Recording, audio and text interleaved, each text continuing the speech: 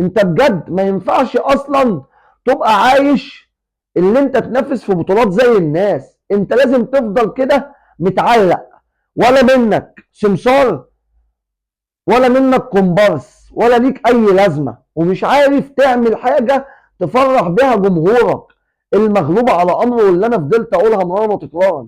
اما بقى بالنسبه اللي انت النهارده اتزحلقت من سيراميكا وتعادلت، وبقالك كتير قوي بتتعادل. انا ما اعرفش انت اخر ماتش كسبته امتى، وانا قلتها قبل ما بخيره يجي كلها كام ماتش ويمشي، بس هو طول معاكم لان هو راجل ليه سي في مليء بالفوز والانتصارات. واحد واحد بجد، انتوا اللي اقنعتونا اللي واحد واحد دي نتيجة فوز من كتر التعادلات اللي انتوا بتتعادلوها.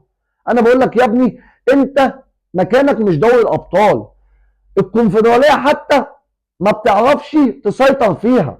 من ساعة اما لعبتها من سنين ما خدتهاش الا مرتين، يعني حتى مالكش اي دور. خرجت من فرقه هي عباره عن مطعم، مش من فريق كوره اتعمل في 2016 جه احرجك على ملعبك وكسبك. ولا بيراميدز ولا ثلاثيه ولا نمليه، انسوا الكلام الفارغ ده. وانا قلتها في معظم فيديوهاتي، اللي منتظر بيراميدز ياخد الثلاثيه زي اللي منتظر الزمالك يملى النمليه، لان